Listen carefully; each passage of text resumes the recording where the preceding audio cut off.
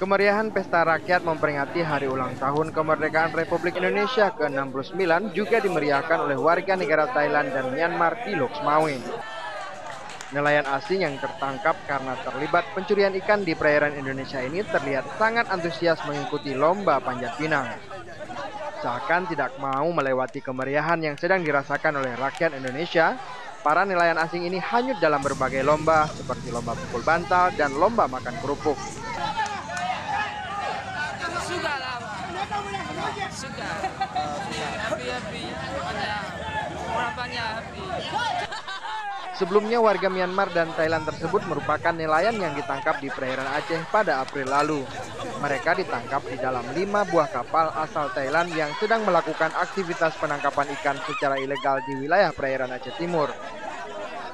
Sebanyak 49 orang tersebut, 6 diantaranya merupakan warga negara Thailand, sedangkan sisanya warga Myanmar.